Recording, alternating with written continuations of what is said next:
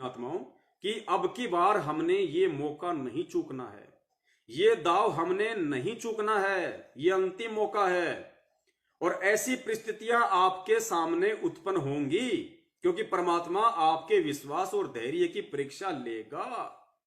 अगर आपको सतलोक भेजना है तो, क्योंकि परीक्षा परमात्मा उसी आत्मा की लेगा जो परमेश्वर की प्यारी आत्मा होगी, जिसको परमात्मा लोहे की तरह आग में जला जला के फिर ज्ञान रूपी थोड़े से चोट मार मार के उसका औजार बनाएंगे, फिर उसकी कीमत बनेगी। वरना लोहे को कोई नहीं पूछता, 25-30 रुपए किलो के भाव मिलता है। और उसी अगर 5 ग्राम लोहे की अगर कांटा निकालने वाली अगर कोई पिन बना दे लोहार, तो वो 2 ग्राम की पिन 5 ग्राम का लोहा 20-20, 25-25 रुपए में बिकता है मार्केट में कांटा निकालने के लिए। तो वो औजार यदि आपको बनना है तो फिर आपको इन परिस्थितियों को झेलने के लिए भी तैयार रहना पड़ेगा। तो ये परिस्थितियां उन सभी भगत भाई बहनों के सामने आएंगी जो आज बहुत अच्छी स्थिति में हैं, जो आज अपने आप को बहुत ज्यादा सुदृढ़ मान रहे हैं, जिन्होंने नाम दीक्षा लेने के बाद में केवल माया को ही अपना लक्ष्य समझा, जिनके पास में आज अनाप शनाप संपत्ति है, अनाप शनाप जिनके पास में प्रॉपर्टी है, जो काम धंधे को आगे से आगे बढ़ाए जा रहे हैं, रुकने का नाम ही नहीं ले रहे, पता नहीं क्यों, किस लिए, क्या करना चाहते हैं, क्या बनेंगे। उन आत्माओं को वो परमपिता परमेश्वर सतगुरु रामपाल जी महाराज अगर इस जन्म में पार करेगा, यदि परमेश्वर ने उस आत्मा को चुन लिया कि इस आत्मा को मैं इसी जन्म में पार करूंगा, तो वो आत्मा चाहे आज करोड़ों पति क्यों ना हो, चाहे वो 2-2 फैक्ट्रियों का मालिक क्यों ना हो, अगर इसी जन्म में परमात्मा ने उसको पार करना होगा तो परमात्मा उसको दारिद्र की श्रेणी में लेके आएंगे। उसकी दिन रात एक करके जो प्रॉपर्टी कमाई हुई है उसको किसी भी तरह से परमात्मा नष्ट करवाएगा। चाहे कोई व्यापार में घाटा लगे, चाहे घर में कोई बीमारी आए, उसमें 2-3 लाख 4-5 लाख रुपए बर्बाद हो जाएं, कोई भी कारण बनेगा आपके साथ में, वो प्रॉपर्टी आपकी परमात्मा छिन्न भिन्न करवाएगा और आपको उस श्रेणी में लेके आएगा। क्योंकि जब तक ये आत्मा उस श्रेणी में नहीं आ जाएगी, लो कैटेगरी में नहीं आ जाएगी, दारिद्र वाली श्रेणी में नहीं आ जाएगी, एक सामान्य संत और भगत वाली श्रेणी में नहीं आ जाएगी, तब तक उस आत्मा के अंदर वो माया, वो जमा किया गया पैसा, वो अनाप शनाप प्रॉपर्टी उस आत्मा के हृदय में कभी भी अपने सतगुरु के प्रति वो प्रेम भाव, वो श्रद्धा, वो विश्वास पैदा ही नहीं होने देगी। ये अटल नियम है। इसलिए परमेश्वर कहते हैं कि दानी को नहीं देत हूं ना राखूं वर्ष करोड़, ये माया है सूम की बंदी सूम गलडोर। ये तो कंजूस के लिए बनी है, कंजूस को ही दूंगा। और दानी को तो देत हूं मैं ज्ञान ध्यान विश्वास। क्या दूंगा दानी को? ज्ञान ध्यान विश्वास, आगे भक्ति, गरीबी और बंदगी। गरीबी, गरीबी जानते हो, हैंड टू माउथ, सेव समन वाला काम। उस भगत को मैं गरीबी दूंगा। गरीबी का मतलब hand to mouth, requirement of the family. साधु साईं इतना दीजिए जिसमें कुटुंब समाव, हम भी भूखे ना रहे साधु ना भूखा जाए। उसको इतना ही दूंगा, फालतू के चोचले करने के लिए उसके घर में 1 रुपया नहीं छोड़ूंगा। अगर परमेश्वर ने उस आत्मा को इसी जन्म में पार करना होगा तो, और नहीं तो फिर परमात्मा ने हजारों साल ये मार्ग इसीलिए चलाया है कि बच्चों हजारों साल ये मार्ग चलेगा। वो 1000 साल परमात्मा ने इसीलिए रखे हैं कि वो आत्मा फिर अगले जन्म, फिर अगले जन्म, फिर अगले जन्म, जब तक वो आत्मा किसी जन्म में और आज उस स्थिति में नहीं आ जाएगी जिस स्थिति में आज ज्यादातर सत्सेवक भगत भाई बहन हैं, केवल हैंड टू माउथ। अगर लॉकडाउन लग जाए तो उनके घर में 1 महीने से ज्यादा का राशन नहीं है। जब तक ऐसी स्थिति में वो आत्मा नहीं आ जाएगी, चाहे वो कोई जी हो, चाहे वो मैनेजमेंट का कोई व्यक्ति हो, या चाहे सत्सेवक बना हुआ कोई व्यक्ति हो, या चाहे अन्य परमात्मा का कोई शिष्य या शिष्या हो। जब तक इस स्थिति में वो आत्मा नहीं आ जाएगी, परमात्मा उसको नहीं ले आएंगे, तब तक उसका इस जन्म में मोक्ष नहीं हो सकता। उदाहरण के लिए, हम 3 युगों से पार क्यों नहीं हुए? काल ने ये तो कहा नहीं कि आप 3 युगों में जीव आत्मा पार मत करना। जब एग्रीमेंट हुआ था परमेश्वर का, तो काल ने यह कहा था कि परमात्मा 3 युगों में जीव थोड़े ले जाना और कलयुग में जितने मर्जी ले जाना। तो थोड़े जीव तो परमेश्वर ने पार करने थे ना, लेकिन फिर भी परमात्मा थोड़े भी नहीं कर पाए, इतने ज्यादा नहीं कर पाए। क्यों? क्योंकि वो आत्मा उस स्थिति में नहीं थी उन 3 युगों में। गुरुजी ने बताया कि 3 युगों में इसके पास में इतने पुण्य होते हैं, इतने पुण्य होते हैं, इस आत्मा के पास में सुख सुविधा के इतने साधन होते हैं, ये इतना मौज मस्ती में होता है कि ये सतगुरु की भक्ति को अपनाता ही नहीं। अपना लिया तो वो माया इसको विश्वास नहीं होने देगी। कहीं ना कहीं उसके मन में ये रहेगा कि मेरे को तो ब्रह्मा विष्णु महेश या मेरे जो अन्य देवी देवता हैं, जिनकी मेरे बाप दादा पूजा पाठ करते आ रहे हैं, जिनकी मैं कर रहा था, वो ही दे रहे हैं। उस आत्मा में, उस माया के चलते, उन भौतिक सुख सुविधा के साधनों के चलते जो उसके पास में संग्रहित हैं, उसको कभी भी सतगुरु के प्रति विश्वास नहीं होने देंगे। सतगुरु के प्रति वो आस्था, वो लगन उसमें पैदा नहीं होने देंगे, क्योंकि माया का दूसरा मतलब है काल। आपके घर में जितनी ज्यादा अनाप शनाप माया है, मतलब आपके घर में काल बैठा हुआ है। वो आपको कभी भी परमेश्वर में वो भाव प्रकट करने नहीं देगा। जाहिर सी बात है, मेरा जैसा जो एक दारिद्र व्यक्ति है, उस पर अगर कोई संकट आ गया तो मैं क्या करूंगा? चारों तरफ से मेरे रास्ते बंद हैं, परमेश्वर ने बिल्कुल ब्लॉक कर रखे हैं। अब ऐसी स्थिति में मैं क्या करूंगा? सिवाय उस परमेश्वर पे विश्वास के, सिवाय उस परमेश्वर से प्रार्थना के, हृदय से, आत्मा से। परमेश्वर से विपत्ति आने पे प्रार्थना तो एक लखपति भगत भी करता है, एक करोड़पति भगत भी करता है, लेकिन उसके विश्वास करने का जो तरीका है, उसमें जो कसक है, जो विश्वास में, जो प्रार्थना में जो कसक है, जो तड़प है, वो उस लखपति में नहीं हो सकती। उस करोड़पति की प्रार्थनाओं में वो तड़प नहीं हो सकती। वो केवल फॉर्मेलिटी के लिए करेगा। और जो वास्तव में दारिद्र है, सारे हर तरफ से जिसके रास्ते बंद हैं, वो क्या करेगा? वो हृदय से पुकार करेगा, वो परमेश्वर से हृदय से पुकार करेगा। और फिर गुरु जी की वाणी है कि परमात्मा हमेशा आत्मा की सुनता है, मन की बकवाद नहीं सुनता, आत्मा की सुनता है। तो आत्मा से प्रार्थना करने के लिए आपके अंदर भाव चाहिए, विश्वास चाहिए, श्रद्धा चाहिए, लगन चाहिए, तब आपकी बात उस परमेश्वर तक पहुंचती है। आपने देखा होगा, 2 पहलवान हष्ट पुष्ट अट्टे कट्टे आपस में वो कुश्ती लड़ते हैं, तो फॉर्मेलिटी क्या करते हैं? वो भी भगवान को याद करते हैं, नीचे झुक के, मिट्टी हाथ में लेके, यूं लगा के, यूं करके, पता नहीं क्या क्या करेंगे। कोई गले में कोई पेन रखा होगा, कोई भी देवी देवता का, उसको वो भी फॉर्मेलिटी कर रहे हैं। वो हट्टे कट्टे, उनको कोई दिक्कत नहीं, उसको घमंड है अपनी बॉडी पे, अपनी पावर पे घमंड है कि मैं जीतूंगा। लेकिन क्या कर रहे हैं? वो भी फॉर्मेलिटी करते हैं, देवी देवताओं को याद करते हैं, पहले भगवान को याद करते हैं, 2-4 बार यूं करेंगे इधर, क्योंकि उन्होंने फिल्मों में वो डायलॉग देखे हुए हैं।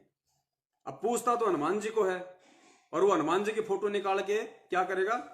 यूं, ईसाइयों की तरह करेगा यूं। अरे यार, तू हिंदू धर्म को मानने वाला, हनुमान जी की पूजा करने वाला, ये कहां से आ गया बताओ? और हनुमान जी की मूर्ति को हाथ में लेके करेगा, उसको जो सोने चांदी की बनवा रखी है, उसको लेके यूं करेगा, यूं। बताओ, ये फॉर्मेलिटी।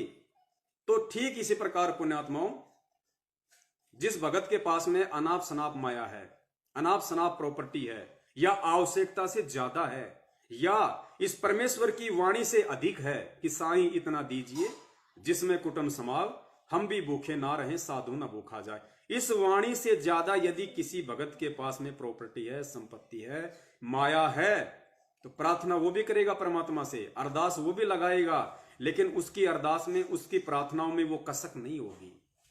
जो कसक, जो तड़प उस परमात्मा को आकर्षित करने के लिए एक भगत की प्रार्थना में होनी चाहिए, उसकी वाणी में होनी चाहिए, जो दर्द होना चाहिए, वो नहीं होगा उसमें। इसलिए परमात्मा उसको नहीं सुनता, क्योंकि ये परमेश्वर आत्मा की पुकार सुनता है। ये मन की पुकार नहीं सुनता। तो पुण्यात्माओं, हमने उस स्थिति में आने के लिए कि परमात्मा हमारी हर प्रार्थना को सुने, परमात्मा हमारी हर अरदास को सुने, उसके लिए हमने पुण्यात्माओं परमेश्वर की इन वाणियों को आधार बनाना पड़ेगा। और इन वाणियों को आधार बना के जब तक हम इन वाणियों पे अमल नहीं करेंगे, इन वाणियों पे हम नहीं चलेंगे, हम उतना ही संग्रहित और हम यदि उतना ही काम धंधा नहीं करेंगे, रिक्वायरमेंट ऑफ द फैमिली वाला बाकी समय अपना परमात्मा की भक्ति में नहीं लगाएंगे, तब तक समझो हम उस परमेश्वर को प्रसन्न नहीं कर रहे, हम काल को खुश कर रहे हैं। क्योंकि परमेश्वर की वाणी इस दोहे से, इस वाणी से ऊपर बढ़ने की आज्ञा नहीं देती। और यदि हम इस वाणी से ऊपर है आज भी या बढ़ने की कोशिश में लगे हुए हैं, तो हम काल को खुश कर रहे हैं, हम परमेश्वर को खुश नहीं कर रहे, हम सतगुरु देव जी को खुश नहीं कर रहे। तो आने वाले विनाश के समय में उन आत्माओं की मदद परमात्मा तब तक नहीं करेगा जब तक उन आत्माओं के पास में अपनी खुद की मदद करने के लिए संपत्ति होगी, धन होगा। आज यदि मेरे पास में 1,00,000 1.5 लाख रुपया बैलेंस होता, तो पुण्यात्माओं मैं उस परमात्मा से इस दर्द और कसक के साथ कभी अरदास नहीं करता। अपने मन में कभी यह विचार नहीं लाता कि हे परमेश्वर, अगले महीने के लिए तो दास के घर में कुछ है ही नहीं, तो परमात्मा दास को आशीर्वाद दीजिए, कोई ऐसा काम धंधा दीजिए परमात्मा, दास का कोई मार्गदर्शन कीजिए परमेश्वर। और दास अपनी तरफ से यह सोचने लगा कि ऐसे ऐसे उस भगत भाई के पास में जाके अपना मजदूरी का काम करूंगा। मैंने सोच लिया था फाइनली, मेरे पास और कोई ऑप्शन नहीं था। इसलिए परमात्मा ने तुरंत मेरी अरदास सुनी, तुरंत मेरी वो पुकार सुनी, मेरी प्रार्थना को स्वीकार किया। ये आत्मा का साथी है। चाहे पहाड़ पे बैठ के प्रार्थना कर लो, नामदान केंद्र पे परमात्मा को किसी ने बांध नहीं रखा। ये आत्मा का साथी है, स्वतंत्र है। वो खुद तो स्वतंत्र है ही, अपनी आत्मा को भी उसने स्वतंत्र छोड़ा हुआ है। लेकिन हम बंधनों में बंध गए अज्ञानता के चलते, कुपात्रों के हाथों, सतलोक आश्रम मैनेजमेंट हरियाणा के हाथों। और आज भी हमने उस परमात्मा तक जो धरती पे आया हुआ है साक्षात, उस तक भी अपनी प्रार्थना पहुंचाने के लिए हमने ये दलाल पाल लिए, हमने ये बीच में एजेंट खड़े कर लिए। जिन एजेंटों को, जिन दलालों को समाप्त करने के लिए परमात्मा 3 युगों से संघर्ष कर रहे हैं। आज से पहले हम जो पूजा पाठ भक्ति करते थे उसमें क्या था? बीच में दलाल थे, कमीशन खोर थे, पंडितों के माध्यम से हवन करवाते थे, यज्ञ करवाते थे, कोई भी बात होती थी हम उनके माध्यम से सारे काम करते थे, जैसे कि वो भगवान और भगत के बीच में एजेंट बन के बैठे थे। माँ बाप का मोक्ष करवाना था तो भी उन पंडितों से हमने करवाना पड़ता था। कोई भी हवन यज्ञ होम, छोटी मोटी ब्याह शादी विवाह, कोई भी मुहूर्त निकलवाना पड़ता तो हम उन एजेंटों के पास जाते थे। हमें यह था कि भगवान भगत की नहीं सुनता, भगवान तो एजेंटों की सुनता है। तो परमात्मा ने यह तत्व ज्ञान दे दे के पिछले 3 युगों तक इस ब्रह्मणा का सत्यानाश किया परमात्मा ने। यह तत्व ज्ञान इसीलिए दिया परमात्मा ने। इतने परेशान इसीलिए हो रहे हैं परमात्मा। 27 साल से जाग जाग के रात के 2 बजे तक परमेश्वर ने इसीलिए सत्संग किए थे कि पुण्यात्माओं ज्ञान को आधार बनाओ। अरे साक्षात तुम्हारे सामने जब तुम्हारा बाप खड़ा है तो किसी एजेंट की जरूरत क्या है? तुम्हें किसी दलाल की जरूरत क्या है अपने बाप तक अपनी प्रार्थना पहुंचाने के लिए? अरे एक बच्चा होता है और उस बच्चे को अगर टॉफी चाहिए या टॉफी के लिए पैसे चाहिए तो पुण्यात्माओं वो किसी पड़ोसी के बच्चे को बीच में खड़ा नहीं करता कि मेरे पापा जी से मेरे को 2 रुपए दिला दे, मेरे पापा जी से मेरे को 5 रुपए दिला दे, मेरे पापा जी काम पे जा रहे हैं उनको कह दे शाम को अंगूर लाना, बनाना लेके आना। कभी बोलता वो बच्चा? वो 2, 4, 5, 10 साल का बच्चा कभी किसी दूसरे बच्चे को एजेंट रूप में खड़ा करके अपने बाप से अरदास लगवाता है? नहीं लगवाता ना। वो डायरेक्ट अपने बाप से बोलता है कि पापा जी शाम को अंगूर लेके आना, शाम को केले लेके आना, टॉफी लेके आना या और कोई चीज लेके आना। तो बाप क्या करता है? तुरंत लेके आता है। तो पुण्यात्माओं हमारा बाप हमारे प्रत्यक्ष, हमारा बाप हमारे सामने।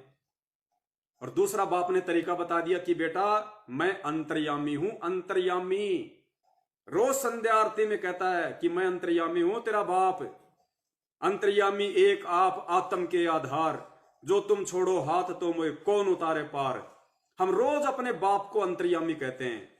गुरुदेव के अंग में रोज अंतर्यामी एक आप, आत्म के आधार। अरे क्या, और विश्वास हम कर नहीं रहे, विश्वास हम कर नहीं रहे, अंतर्यामी हम उसको मान नहीं रहे, और रोज इस जुबान से बोलते हैं।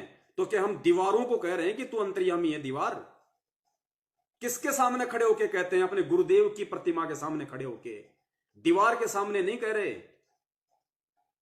तो उस चीज पे विश्वास भी करो कि अगर मैं कह रहा हूं तो ये वाणी कोई मेरे बाप दादे की नहीं है, मेरे सतगुरु की है, उस परमपिता परमेश्वर की है। और परमपिता परमेश्वर की वाणी अखंड है, अटल है। अगर उसकी वाणी के अनुसार कोई विश्वास कर ले तो वो परमात्मा बिल्कुल नौकर की तरह खड़ा मिलेगा आपको, हाजिर। पतिव्रता जमीन पर ज्यो ज्यो दर है पाव, समर्थ झाड़ू देत है ना काटा लग जाए। लेकिन वो झाड़ू लगवाने के लिए पुण्यात्माओं हमें पतिव्रता भी तो होना पड़ेगा। आने वाले संकटों को मिटवाने के लिए हमें भी तो विश्वासी बनना पड़ेगा। परमात्मा से हर प्रकार का लाभ लेने के लिए हमें भी तो उसके प्रति श्रद्धालु बनना पड़ेगा। ऐसा नहीं है कि परमात्मा ही सब कुछ कर देगा और हम बैठे रहें, हमने भी उतना ही आगे बढ़ना पड़ेगा। परमेश्वर कहते हैं कि जैतू चाले एक कदम, मैं चालूं कदम 60, और जैतू हो जा काठ का, मैं हो जाऊं लोहे की लाठ। गुरुदेव कहते हैं नालायक, तू एक कदम मेरे मार्ग पे विश्वास के साथ अपने आप को पूर्णतया मेरे ऊपर समर्पित करके एक कदम तू इस भक्ति मार्ग पे तू तेरा पैर तो रख के देख। जैतू चाले एक कदम, वो एक कदम ऐसे नहीं, विश्वास के साथ, समर्पण भाव के साथ, पूरी श्रद्धा के साथ इस भक्ति मार्ग पे जैतू चाले एक कदम। तो परमात्मा कहते हैं मैं 60 गुना चलूंगा तेरे आगे, 60 गुना। जैतू चाले एक कदम, मैं चालू कदम 60। और फिर परमात्मा कहते हैं जैतू हो जा काठ का, काठ होता है लकड़ी, जैतू हो जा लकड़ी का तो मैं बन जाऊं लोहे की लाठ। कहते हैं नालायक, तू एक बार लकड़ी के जितना कम से कम मजबूत होके तो देख मेरे ऊपर, इस मार्ग के ऊपर। मैं अगर तेरे लिए अगर लोहे की तरह टाइट ना हो जाऊं तो कहना। अब परमेश्वर ने कहां कमी छोड़ रखी है भाई? सत्संगों के माध्यम से, वाणियों के माध्यम से, शब्दों के माध्यम से, हर तरीके से तो परमात्मा ने पूरी तरीके से हमें समझा दिया, हमें बता दिया। अब उसके बाद अगर कोई कमजोरी रहेगी, कोई कमी रहेगी तो आप और हमारी रहेगी, परमात्मा की नहीं रहेगी। और यही वो कमजोरी है जिस कारण आज सार नाम तक प्राप्त करके भी लोग कोरोना से मर रहे हैं, अकाल मौत मर रहे हैं। सतगुरु के भगत की तरफ तो काल आंख उठा के भी नहीं दे सकता, आंख उठा के भी। अरे राष्ट्रपति के बेटे की तरफ कोई आदमी आंख उठा के देख लेगा क्या? उसकी आंखें नहीं निकाल दी जाए? और ये तो राष्ट्रपतियों का राष्ट्रपति, और जो इसकी शरण में आ जाए, जो इसका वचन का बेटा बेटी बन जाए और जो इसके प्रति समर्पित हो जाए, उसकी तरफ काल देख लेगा? आंख उठा के नहीं देख सकता, आंख उठा के। और दूसरी बात एक और ध्यान रखना, हालांकि ये गुरुदेव के सत्संगों से मैंने नहीं सुनी है, लेकिन पहले जैसे कोई धार्मिक कोई धारावाहिक आया करते थे उसमें दास ने सुनी हुई है। ऐसी कोई चर्चा हो रही थी जिसमें मार्कंडे ऋषि के प्राण लेने के लिए पता नहीं कौन आया था, या उसने जो यमराज था उसने कोई दूत भेजे मार्कंडे ऋषि के लिए। और मार्कंडे ऋषि उस समय बिल्कुल जिस भी गुरु की भक्ति करता था, उस शंकर जी की भक्ति करता था, वो पूर्णतः समर्पित था। 8-10 साल की उसकी उम्र थी, छोटा था। तो पता नहीं कोई यमदूत भेजे, उसका समय आ गया, यमदूत भेजे लेने के लिए। तो वहां शिव जी प्रकट हो गए और बड़े क्रोध में, और यमराज को आदेश दिया, तुरंत वहां यमराज हो गया प्रकट। और उसको इतना डांटा शंकर भगवान ने और कहा कि नालायक, क्या तू भक्ति का विधान भूल गया? क्या तुझे भक्ति विधान का ज्ञान नहीं है? उसने कहा कि महाराज क्या गलती हो गई? तो शंकर जी ने कहा कि संत भगत के प्राण निकालने के लिए स्वयं यमराज को आना पड़ता है। संत के प्राण निकालने के लिए स्वयं यमराज को आना पड़ता है, तू तेरे दूत नहीं भेज सकता। मतलब शंकर जी के भगत की भी अगर कोई मर्यादित भगत हो तो, वास्तव में कोई अगर इन 3 लोक के देवताओं की भी भक्ति कर रहा हो तो उसके प्राण निकालने के लिए भी यमराज को साक्षात आना पड़ता है। और यहां सतगुरु के भगत सतगुरु के भगत, वो सतगुरु जो शंकर का भी गुरु, ज्ञानी ऋषि के रूप में परमपिता परमेश्वर कबीर साहिब जी ने ब्रह्मा विष्णु महेश तीनों को जाके नाम दीक्षा दी थी। तो शंकर का गुरु सतगुरु परमपिता परमेश्वर कबीर साहिब, जो आज संत रामपाल जी महाराज जी के रूप में धरती पे प्रकट और हमारा गुरु, और उसके भक्तों के प्राण यम के दूत तो छोड़ो, एक कोरोना लेके जा रहा है जो दिखाई भी नहीं देता, अदृश्य सा जीव, एक बैक्टीरिया, एक वायरस, सतगुरु के भगत की, और वो भी सारनामी की, और चुटकी बजाते ही हवा टाइट कर रहा है। इसका मतलब क्या है? इसका मतलब सीधा सा है कि कमी यहां पे भगत की है, भगवान की कोई कमी नहीं है, सतगुरु की कोई कमी नहीं है। पुण्यात्मा, हमने बहुत सावधान होकर चलना पड़ेगा, और हमने ये अपने दिलो दिमाग से निकाल देना है कि मैंने तो संत रामपाल जी का नाम ले लिया, मेरा तो बाढ़ विवाह का नहीं हो सकता। बाढ़ आए दिन देख रहे हो आप सोशल मीडिया पे, खोपड़ी गंजी कर रहा है काल, खोपड़ी क्यों कर रहा है? क्योंकि कुपात्रों के पीछे लगे हुए हो। ज्योति का पैसा, पाठ का पैसा, गुरु बिन दान पुण्य जो कर ही, मिथ्या होए कभू न फल ही। गुरु बिन माला फेरते, गुरु बिन देते दान, गुरु बिन दोनों निष्फल है, चाहे पूछो वेद पुराण। किन के पीछे लग रहे हो भाई? तो क्या होगा? कोरोना सर को गंजा ही करेगा और कुछ नहीं करेगा, क्योंकि परमेश्वर के विधान से दूर हो गए आप, मालिक की मर्यादाओं से दूर हो गए। जब तक बैटरी चार्ज थी, कुछ दिनों की भक्ति की, परमेश्वर ने आपकी रक्षा की संस्कार आधार से। अब आपका संस्कार हो गया माड़ा, बैटरी हो गई डिस, ऊपर से काल का दबाव, क्या हो? फिर परमेश्वर कहते हैं भैया राम किसी को मारे नहीं, मारे तो हत्यारा राम, अपने आप ही मर जाएंगे कर कर खोटे काम। तो पुण्यात्माओं, हम जितने भी सत्सेवक भाई बहन हैं, हम सभी ने इस चीज को नोट कर लेना है। हमारे घर में नगद रूप में, हमारे घर में किसी भी सत्सेवक भाई बहन के घर में नगद में, चाहे बैंक में हो चाहे अपने घर में हो, 15-20 हजार रुपए से ज्यादा डिपॉजिट नहीं होना चाहिए। अगर हम सतगुरु के सेवक हैं तो, अगर वास्तव में हम अपने आप को सत्सेवक कहते हैं तो, अगर वास्तव में कोई अपने आप को संत रामपाल जी महाराज जी का भगत कहता है तो, हमारे घर में नगद रूप में, चाहे बैंक में हो चाहे घर में हो, क्योंकि पहली बात तो परमेश्वर ने सत्सेवक के रूप में उन्हीं आत्माओं को चुना है 90%, जो वास्तव में इस वाणी पे खरे उतरते हैं कि साईं इतना दीजिए जिसमें कुटुंब समाव, हम भी भूखे ना रहें साधु ना भूखा जाए।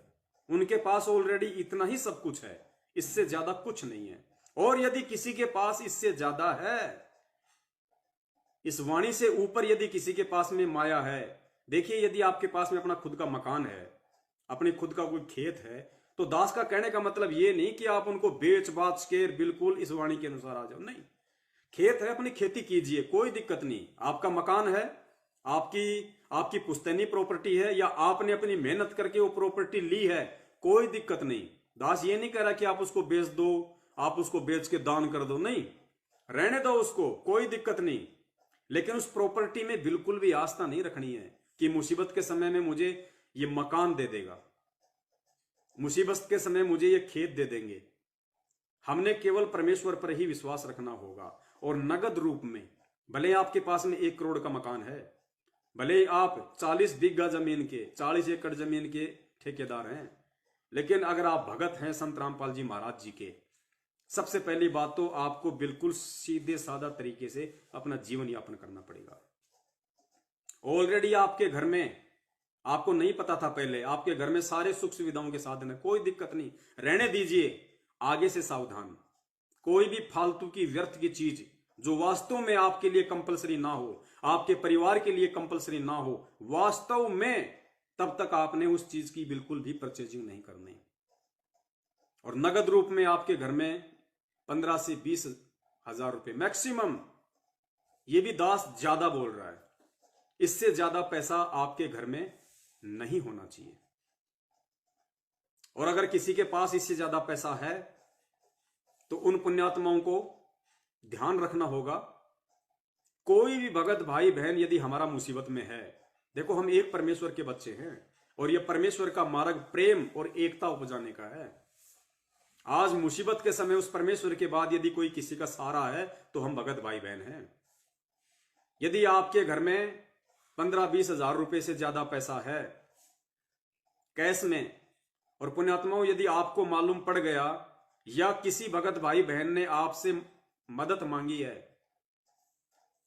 तो पहले ये सुनिश्चित कर लेना अच्छे तरीके से कि कहीं मेरा ये जो दान है या मेरा जो ये पैसा है ये किसी कुपात्र के हाथ में तो नहीं जा रहा है। वास्तव में जांच पड़ताल करना, आसपास का है तो जाना किस चीज के लिए चाहिए भाई, क्या जरूरत है, किस चीज के लिए। वो कहेगी साहब क्या करूं भगत जी, काम धाम है नहीं, बच्चे की फीस भरनी है, बच्चा बहुत ऊंची स्कूल में पढ़ता है। नहीं भाई, बच्चे की स्कूल फीस के लिए पैसे नहीं मिलेंगे आपको। ये शिक्षा केवल उस परमात्मा ने अपनी पहचान करवाने के लिए दी थी, अक्षर ज्ञान करवाने के लिए दी थी। दुनिया भर के सरकारी स्कूलें हैं, दुनिया भर की छोटी छोटी हिंदी स्कूलें हैं। आप किस लिए अपने बच्चे को टाटा बिरला की स्कूलों में भेज रहे हो? खुद तो तुम रात दिन सतगुरु के भगत होके ये ज्ञान लेके गधे और बैल की तरह कमाते हो। वो महीने का 10-10 हजार रुपए बच्चे की फीस भरने के लिए क्या बनाओगे? वकील, डॉक्टर, इंजीनियर, कलेक्टर। कल को अपने कर्म बिगाड़ेगा, तेरी भी भक्ति छुड़वाएगा। आने वाले समय में ये कलेक्टर और जज बनने के लिए, ये वकील बनने के लिए, ये इंजीनियर बनने के लिए इन डिग्रियों की जरूरत नहीं होगी। आने वाले समय में आपका भक्ति, आपका मापदंड होगा, आपकी डिग्री होगी कि आपको कितना तत्व ज्ञान है, आपको कितना आध्यात्मिक ज्ञान है, आप में कितनी समझ है, आप में कितना सामाजिक ज्ञान है। ये आपकी डिग्री होगी आने वाले समय में। ये पढ़ाई आने वाले समय में डिग्री नहीं होगी। सतयुग में ये पढ़ाई नहीं थी, त्रेता युग में ये पढ़ाई नहीं थी, द्वापर में ये पढ़ाई नहीं थी, फिर भी लोग मंत्री बनते थे, वजीर बनते थे, सेनापति बनते थे, लोग तहसीलदार बनते थे, लोग जज बनते थे, जो भी नाम थे उस समय उन पोस्ट के। उस समय कौन सी शिक्षा थी भैया? अरे तो वो सतयुगी तो परमात्मा लाने वाले हैं अगर तुम्हें विश्वास हो तो। और उसके लिए फिर ये अक्षर ज्ञान केवल उतना ही जितना हम लोगों के लिए जरूरी है। सिर्फ अक्षर तक का ज्ञान। हम हिंदी पढ़ सकें या जो भी भाषा है हम उसको पढ़ सकें, सिर्फ उतना ही ज्ञान हमारे लिए जरूरी है। हमने केवल इतना अक्षर ज्ञान हो जाना चाहिए कि मैं आराम से शुद्ध हिंदी पढ़ लूं। बाकी ये सोच के ना पढ़ूं कि इन शब्दों का क्या अर्थ है, क्या अर्थ निकलेगा, उसके लिए पीएचडी नहीं करनी। वो शब्दों का क्या अर्थ है और कौन से वो शब्द हैं जो हमारे लिए कंपलसरी हैं, परमात्मा ने उनकी डिक्शनरी बना के छोड़ रखी है। अपने सत्संगों में परमेश्वर ने वो सारे शब्द समझा रखे हैं। इसलिए हमने उन शब्दों को समझने के लिए पीएचडी करने की आवश्यकता नहीं है। आने वाले समय में वो व्यक्ति मूर्ख माना जाएगा जो अपने बच्चे को ये सोच के पढ़ा रहा होगा कि बच्चे को डॉक्टर बनाऊंगा, बच्चे को इंजीनियर बनाऊंगा, बच्चे को वकील बनाऊंगा, उसके बाद मेरे बच्चे ऊंची ऊंची पोस्ट पे होंगे और मैं बैठ के उनकी काली कमाई खाऊंगा। वो सबसे बड़ा मूर्ख व्यक्ति होगा संत रामपाल जी महाराज का भगत होके। और तूने तीनों बच्चों को पढ़ा दिया और नौकरी लगने का समय आ गया और तीनों बच्चे कहीं जा रहे हैं एक गाड़ी में बैठ के और गाड़ी हो गई एक्सीडेंट, तीनों मर गए। किसकी कमाई खाएगा भैया? कौन सा बेटा खिलाएगा? अब क्या ऊपर से भेजेगा तेरे लिए ड्राप बना के? हम भक्ति मार्ग में हैं, जगत वाले नहीं हैं। हमारी सोच, हमारा आचार, हमारा विचार, हमारी रहनी, हमारी करनी सब कुछ चेंज हो जानी चाहिए। अगर हम भगत अपने आप को सतगुरु के कहलाते हैं तो वास्तव में यदि हम सतगुरु से ही सारा लाभ प्राप्त करना चाहते हैं तो हमने उस स्थिति में आना पड़ेगा इस ज्ञान को आधार बना के। तो बकवादों के लिए किसी को भी पैसा नहीं देना है, चाहे आपके पास में चाहे वो 10वें अंश का पैसा हो या चाहे आपके पास में और आपके बैंक में जो अनाप शनाप पैसा है।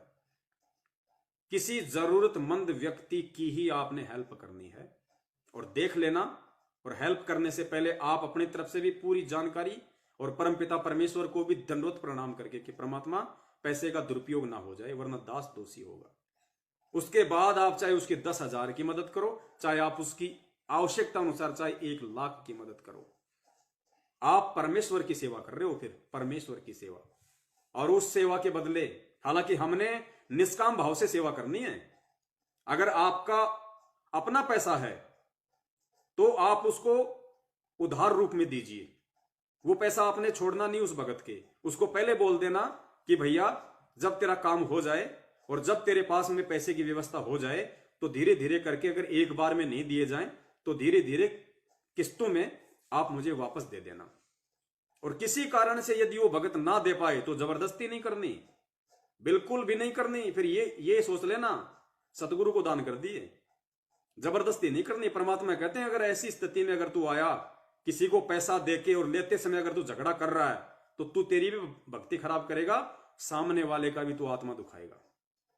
वो तेरा दिया ना दिया बराबर हो जाएगा। तो हर स्थिति में सोच समझ के भगत भाई बहनों की मदद करनी है इस समय। क्योंकि इस समय यदि कोई दुखी है, आर्थिक दृष्टि से यदि कोई दुखी है तो संत रामपाल जी महाराज जी के भगत हैं, जो इन कुपात्रों को पैसा देके भी दुखी है। क्योंकि उस पैसे का लाभ तो इन्हें कोई मिलना नहीं था, कुपात्रों को दान दे दिया। तो चाहे कोई मैनेजमेंट का हमारा भगत भाई बहन हो, कोई फर्क नहीं पड़ता। हमने ये नहीं सोचना कि हम सत्सेवक हैं और कोई मैनेजमेंट के पीछे लगा हुआ है, उसको जरूरत पड़ गई वास्तव में, घर में खाने के दाने नहीं है, या ऐसी कोई और आन कोई ऐसी हो गई कोई इमरजेंसी, तो हमने ये नहीं देखना कि वो सत्सेवक है या नहीं है। हमने ये देखना कि वो परमेश्वर की आत्मा है और हमने हर संभव हमारे उस भगत भाई की भी मदद करनी है। भले ही वो सब कुछ जान के भी सत्सेवकों के साथ नहीं आना चाहता, कोई बात नहीं, लेकिन उसकी जरूरत देख लेना। उस पैसे का दुरुपयोग नहीं होना चाहिए जो आप दे रहे हो, उसकी भी हमने मदद करनी। वो भी हमारा भाई है, हमारी बहन है, वो कोई दूसरे नहीं है। हालांकि वो नहीं समझ पा रहे आज हमारे को, हमारे विचारों को, वो एक बात अलग है, लेकिन हमने साधुता निभानी है। गुरु जी क्या कहते हैं, संत ना छोड़े संतता चाहे कोटिक मिले असंत। संत कभी भी अपना संतता नहीं छोड़ेगा, अपना स्वभाव नहीं छोड़ेगा।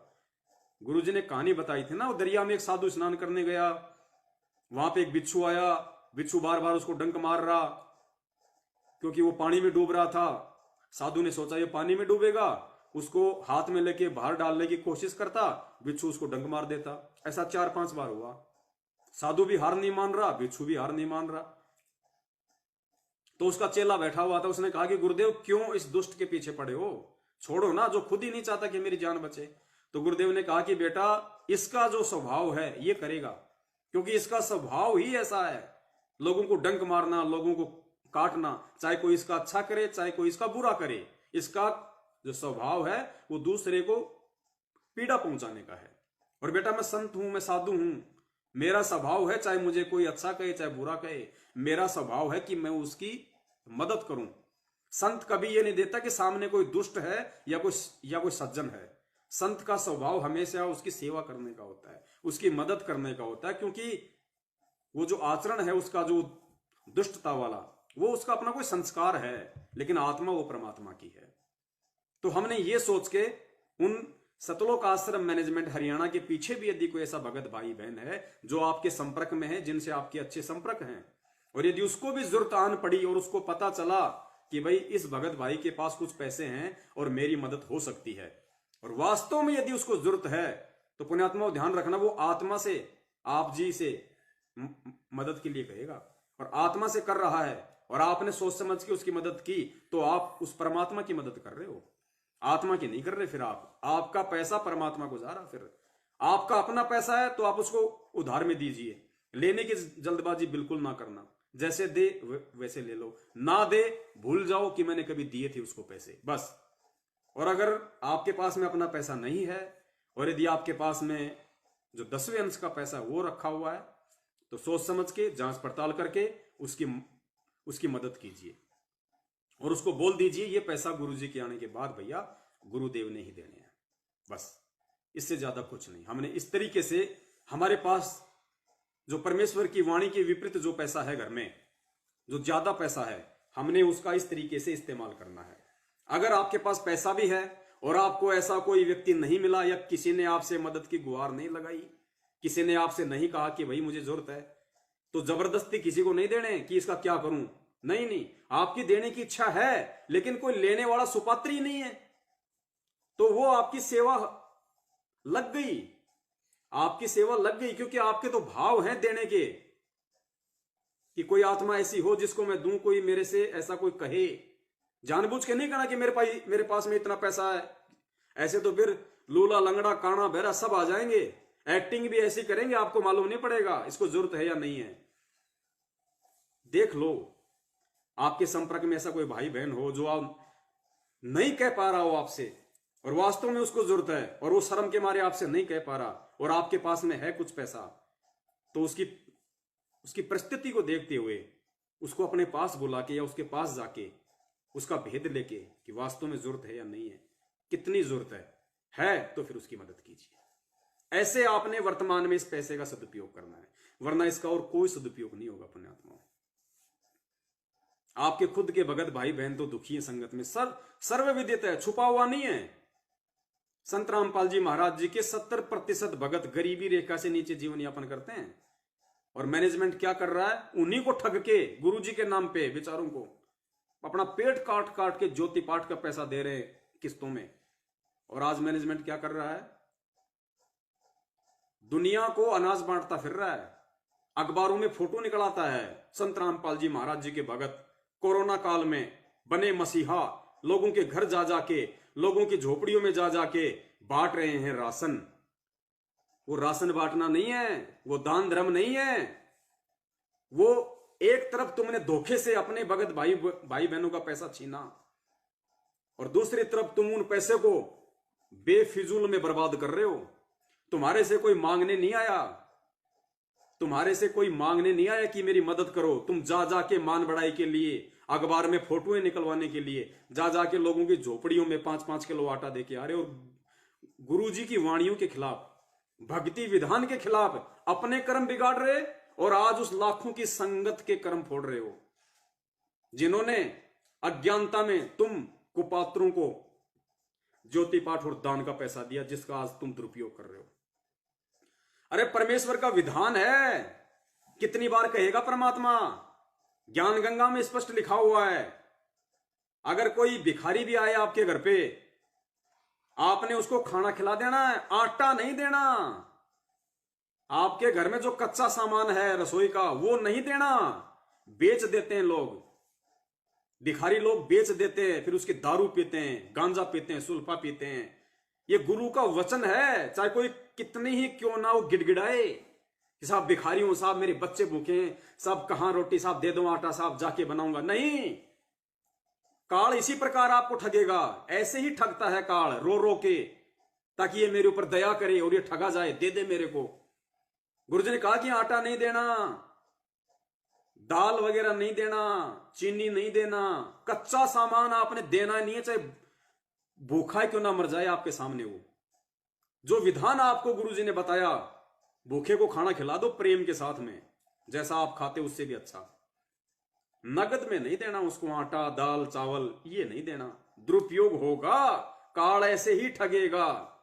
और तुम क्या कर रहे हो भैया, 5-5 किलो आटे की पैकिंग करते हो, 1-1 किलो दाल की पैकिंग करते हो, चीनी की पैकिंग करते हो, चाय पत्ती की पैकिंग करते हो, और पिकअप में डाल के रोहतक और कुरुक्षेत्र नामदान संचालक पुरुषोत्तम सैनी हरियाणा वाले पिकअप भर भर के, और मीडिया वालों को फोन करके कि साहब आ जाओ, आज हम ऐसे ऐसे वहां जा रहे हैं। हो सकता है न्यूज वालों को पैसे भी देते होंगे अखबार में छापने के लिए, और फिर वहां पे वीडियो बनाते हैं, संगत में डालते हैं, ये दिखाने के लिए कि हम कितने बड़े मूर्ख आदमी हैं, हम कितने बड़े महाज्ञानी हैं, जो अपने गुरुदेव की वाणियों के खिलाफ, उनके वचनों के खिलाफ, कि बेटा किसी को आटा नहीं देना, दाल चावल नहीं देना, और हम लोगों को पैकिंग कर करके, और उस संगत के कर्म फोड़ रहे हैं जिस संगत ने 7 साल से हमारे को ज्योति पाठ और दान का पैसा दिया है।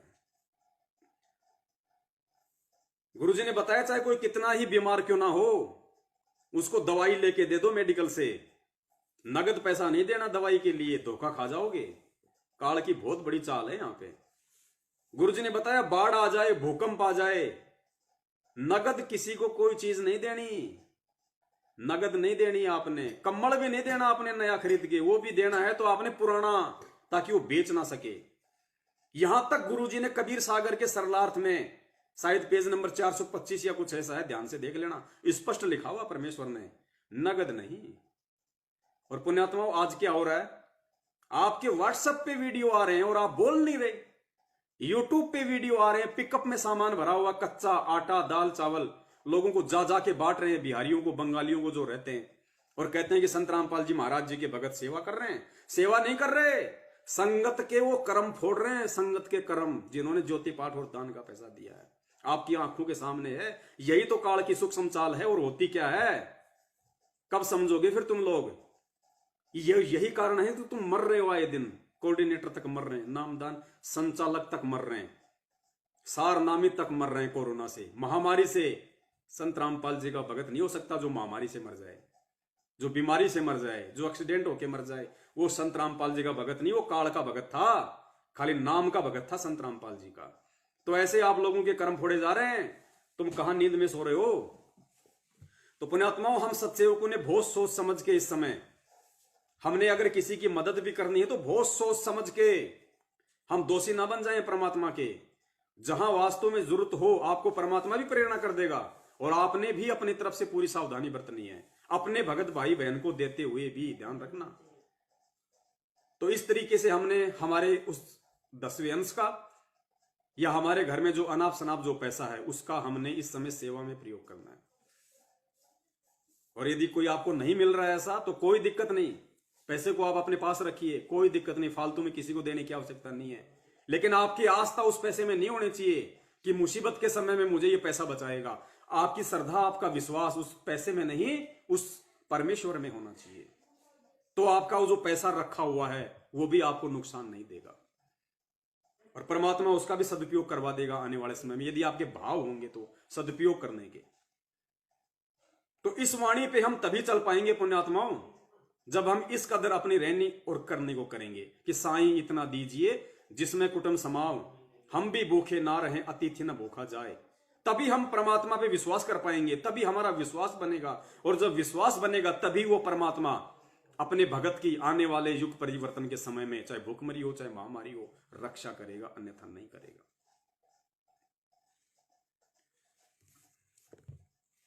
तो पुण्यात्माओं, इन चीजों को हमने बहुत ही गहनता से लेना पड़ेगा, और इन काल की सूक्ष्म चालों को हमने समझना पड़ेगा।